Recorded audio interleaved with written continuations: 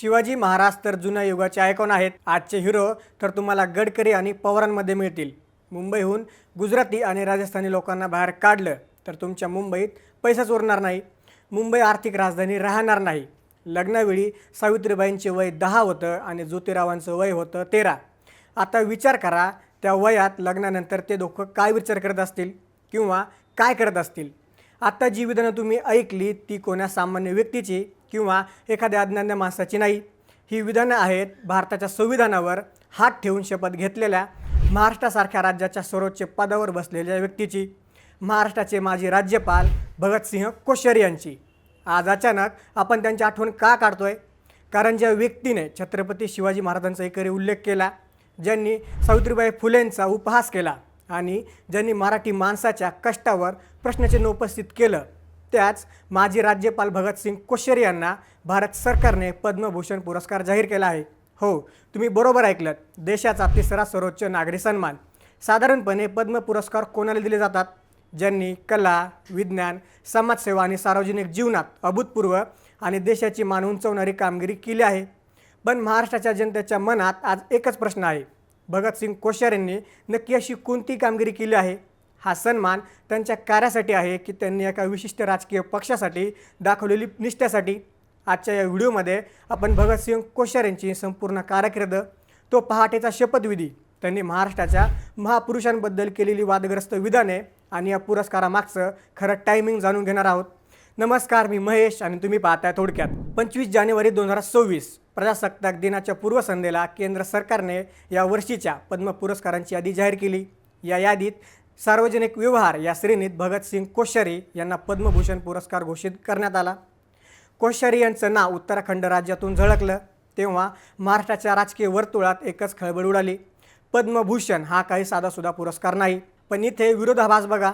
एका बाजूला हा सर्वोच्च सन्मान आणि दुसऱ्या बाजूला महाराष्ट्रातील जनता, जी अजूनही कोश्यारींच्या विधानांमुळे दुखावलेली आहे. इतिहासात क्वचितच असं झालं असेल की ज्या व्यक्तीसाठी राजीनाम्यासाठी एका राज्याच्या लाखो लोकांनी मोर्चे काढले, त्याच व्यक्तीला केंद्र सरकारने इतका मोठा सन्मान दिला आहे. हे समजून घेण्यासाठी आपल्याला थोडं मागं जावे लागेल. भगतसिंग कोश्यारी हे मूळचे उत्तराखंडचे. त्यांचा राजकीय पाया हा राष्ट्रीय स्वयंसेवक संघातून रचला गेला. ते संघाचे प्रचारक होते. आणीबाणीत त्यांनी तुरुंगवास भोगला आहे. उत्तराखंड जेव्हा वेगळं राज्य झालं तेव्हा ते तिथे काही काळासाठी राज्याचे दुसरे मुख्यमंत्रीही बनले होते. थोडक्यात सांगायचं तर ते भाजपचे एक अत्यंत निष्ठावान आणि जुने नेते आहेत. इथपर्यंत तर सगळं ठीक होतं. पण खरा पिक्चर सुरू झाला 5 सप्टेंबर 2019 रोजी, जेव्हा केंद्राने त्यांना महाराष्ट्राचे राज्यपाल म्हणून नियुक्त केलं. महाराष्ट्रात निवडणुकांचं वारं वाहत होतं आणि राजभवन एका मोठ्या राजकीय भूकंपाचं केंद्र बनलं होतं. तुम्हाला 23 जानेवारी 2019ची तारीख आठवते का? ती तारीख महाराष्ट्राच्या लोकशाहीच्या इतिहासात सर्वात रहस्यमय आणि वादग्रस्त तारीख मानली जाते. त्यावेळी महाराष्ट्रात महाविकास आघाडीचं सरकार स्थापन होणार हे जवळपास निश्चित झालं होतं. उद्धव ठाकरे मुख्यमंत्री असतील हे ठरवलं होतं. पण राजभवनात काही वेगळं चिजत होतं. राज्यपालांचं काम संविधानाचं रक्षण करणं असतं. पण त्या दिवशी जे घडलं ते पाहून संविधानालाही घाम फुटला असेल. या घटनाक्रमाकडे नीट लक्ष द्या. रात्री 12 वाजता भाजप आणि अजित पवार यांच्या गटात हालचाली सुरू झाल्या. पहाटे 5:47 कोश्यारी थेट राष्ट्रपतींना शिफारस पाठवतात की महाराष्ट्रातील राष्ट्रपती राजवट त्वरित हटवण्यात यावी. आणि केंद्र सरकार इथं तत्परता दाखवते की केंद्रीय मंत्रिमंडळाची बैठक न घेता पंतप्रधानांच्या विशेष अधिकाराचं म्हणजेच रूल 12चा वापर करून पहाटे 5:47 राष्ट्रपती राजवट हटवण्याचा आदेश जारी होतो.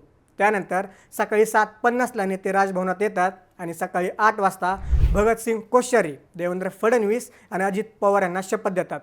इथे प्रश्न असा पडतो की रातोरात दिलेल्या पत्राची शहानिशा राज्यपालांनी केली होती का? ज्या आमदारांच्या सह्या होत्या त्या उपस्थितीच्या होत्या की पाठिंब्याच्या, हे तपासण्यासाठी राज्यपालांनी वेळ का घेतला नाही? शपथविधी इतका गुप्त का ठेवला? मीडियाला का बोलवलं नाही?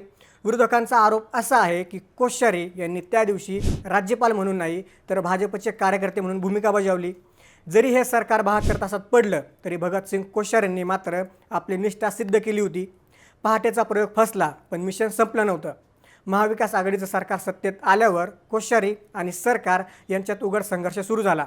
सर्वात मोठं उदाहरण म्हणजे विधान परिषदेच्या 12 राज्यपाल नियुक्त आमदारांचा प्रश्न. संविधानानुसार राज्यपालांनी मंत्रिमंडळाचा सल्ला मानणं बंधनकारक असतं. पण उद्धव ठाकरे सरकारनं पाठवलेली 12 नावांची यादी कोश्यारींनी मंजूर केली नाही. 1 महिना नाही, 2 महिने नाही, तर तब्बल 2.5 वर्ष ती यादी त्यांनी दाबून ठेवली. का?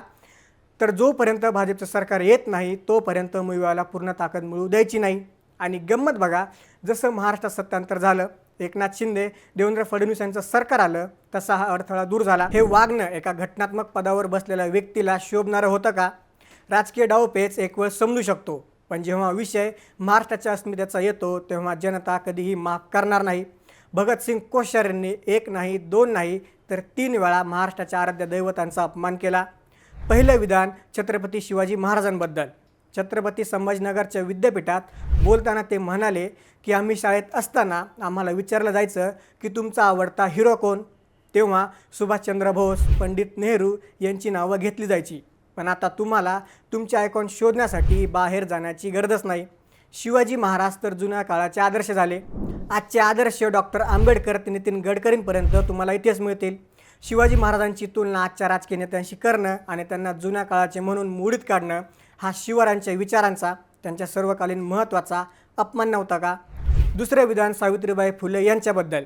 पुण्यातील कार्यक्रमात तर त्यांनी हद्दच केली. सावित्रीबाई फुले आणि महात्मा फुले यांच्या बालविवाहावर टिप्पणी करताना ते हसत म्हणाले, सावित्रीबाई 10 वर्षांच्या होत्या आणि ज्योतिराव 13 वर्षांचे. आता कल्पना करा, त्या वयात लग्नानंतर ते काय विचार करत असतील किंवा काय करत असतील? ज्या सावित्रीबाईंनी मुलींना शिक्षणाची दारे खुले केली त्यांच्याबद्दल अशी टिप्पणी करणं राज्यपालांना शोभतं का? तिसरं विधान मुंबई आणि मराठी माणसावर. अंधेरीच्या कार्यक्रमात ते म्हणाले, मी कधी कधी लोकांना सांगतो, जर मुंबई ठाण्यातून गुजराती आणि राजस्थानी लोकांना बाहेर काढलं तर तुमच्याकडे पैसाच उरणार नाही. मुंबई देशाची आर्थिक राजधानी राहणार नाही. अशा प्रकारचं वादग्रस्त वक्तव्य त्यांनी केलं. मुंबई उभी करण्यात 106 हुतात्म्यांचं रक्त सांडलं हे आपल्याला विसरून कसं चालेल? आता मुख्य मुद्द्यावर येऊया. इतका वाद, इतका विरोध आणि इतका चुक्या असूनही पद्मभूषण का? याचं उत्तर राजकीय विश्लेषक एकाच शब्दात सांगतात, ते म्हणजे निष्ठा. भगतसिंग कोश्यारी यांनी राज्यपाल पदाचा वापर करून महाराष्ट्रात भाजपला अनुकूल वातावरण तयार करण्यासाठी जे जे करता येईल ते केलं. त्यांनी मोविया सरकारला अस्थिर ठेवलं, विधानसभा अध्यक्षांची निवड रोखून धरली आणि सर्वात महत्त्वाचं म्हणजे 2019चा तो पहाटवेचा शपथविधी घडून आणला. अनेकांच्या मते हा पुरस्कार म्हणजे त्या सेवेची आणि निष्ठेची पावती आहे.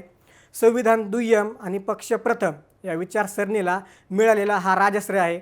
यावर शिवसेना नेते संजय राऊत यांनी अत्यंत जळजळीत प्रतिक्रिया दिली आहे.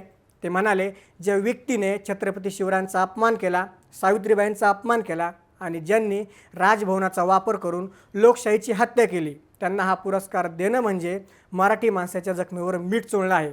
भाजपला महाराष्ट्राच्या स्वाभिमानाशी काहीही देणं घेणं नाही, हेच यातून सिद्ध होतं.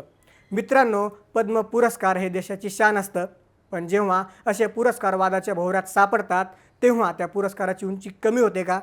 भगतसिंग कोश्यारी वैयक्तिक आयुष्यात नक्कीच साधे असतील, पण राज्यपाल म्हणून त्यांची कारकीर्द संविधानाच्या कसोटीवर उतरली का? आणि जर उतरली नसेल तर त्यांना पद्मभूषण देणं योग्य आहे का? तुम्हाला काय वाटतं? कोश्यारींना मिळालेला हा पद्मभूषण पुरस्कार त्यांच्या कर्तृत्वाचा सन्मान आहे की राजकीय बक्षीस आहे? तुमचं मत खाली कमेंट्समध्ये नक्की सांगा. जर तुम्हाला हा व्हिडिओ आवडला असेल तर लाईक करा आणि अशाच राजकीय घडामोडी जाणून घेण्यासाठी थोडक्यातला नक्की सबस्क्राईब करा.